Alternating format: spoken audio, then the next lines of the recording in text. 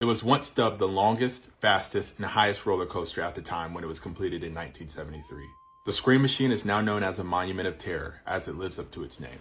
The screams it causes are never for enjoyment. They're the manifestation of another bad decision to get on this ride again and again, despite its attempt on your life the last time you got on. It's because for every bump you encounter, the seat plays one-on-one with your spine, taking you through 3 minutes of hell. Each turn throws your head from Alabama to the ocean with malintent. And if you weren't already in bad shape because of the Georgia cyclone when you got into one of those train cars, you would be when you got out. There are rumors that even when you're off of the ride and at the end of the day, it still feels like you're on there being battered by the Scream Machine once more. This ride doesn't just toss you around, it manhandles you. It makes your teeth clack. It fills you with instant regret as the chain clicks and pulls you up the first hill.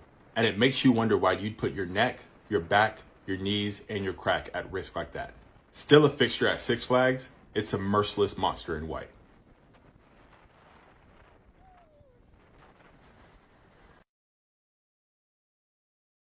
Inside Six Flags Over Georgia was once a foreboding, sinister structure. In the shadow of the Scream Machine was a red and black amalgamation of metal that invited all who dared to embrace it.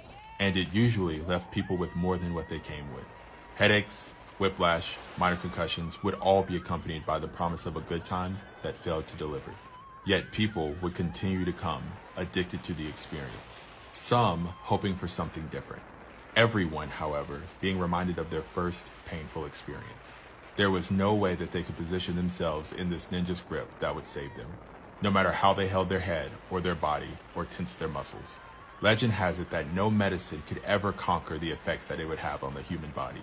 It was even said that you could see the reflection of your future in the pond waters below, of your neck going back and forth uncontrollably, and side to side, with a ferocity that could not be duplicated.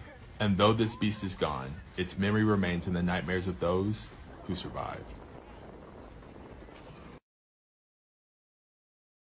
This demon was the first thing you laid eyes on when you walked into the park, and it aimed to be the last thing that you ever saw again, mostly because it was intent on knocking the eyes out of your head. The Georgia cyclone did everything it could to make you actually feel like you were trapped in an EF4 Georgia cyclone. No matter how much booty meat was actually present in the seat, not a single iota would save a person from any of its drops. It would seemingly take pleasure from slamming you around and making you remember that you were too old to be done like this. And it truly felt like a ride that only consisted of Atlanta's potholes. No necks, backs, knees, cracks, or teeth were safe. Pain was the only thing felt after these 2.5 minutes of hell. The cyclone left victims who could only describe their experience with words that started with B. Beaten, broken, battered. The bright side is that it did not end your life, but it was not due to a lack of trying. And even though it's no more with the new coaster in its place, we still remember.